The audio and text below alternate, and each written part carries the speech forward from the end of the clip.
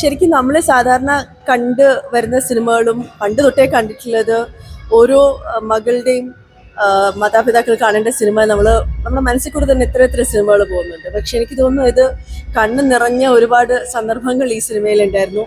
രണ്ട് ആൺകുട്ടികളുടെ അമ്മ എന്ന രീതിയിൽ വല്ലാണ്ട് ടച്ചിങ് ആയിട്ടുള്ള, ഒരിക്കലും ഒരു ആണിനും ഇങ്ങനൊരു വിധി വരരുതേ എന്ന് അറിയാതെ പ്രാർത്ഥിച്ചു പോയ നിമിഷങ്ങൾ ഉണ്ടാക്കി തന്ന സിനിമയാണ്.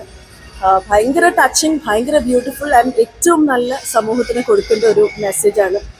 രണ്ട് ആൺകുട്ടികളെ ഞങ്ങൾ വളർത്തിക്കൊണ്ട് വരികയാണ്.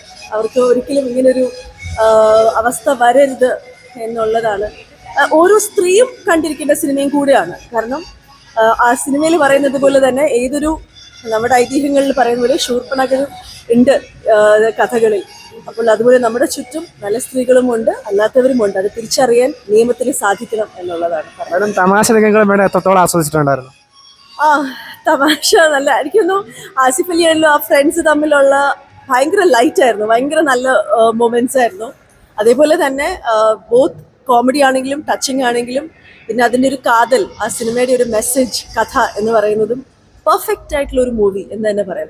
എല്ലാം ഒരു നല്ല പാട്ടുകളുണ്ടായിരുന്നു, എൻ്റർടൈനിങ് ആയിട്ടുള്ളത്. അപ്പം ഒരു കുടുംബത്തിന് നല്ല രീതിയിൽ കണ്ടിരിക്കാൻ പറ്റുന്ന ഒരുപാട് മുഹൂർത്തങ്ങൾ സമ്മാനിച്ച ഒരു പെർഫെക്റ്റ് മൂവി എന്ന് തന്നെ പറയാം.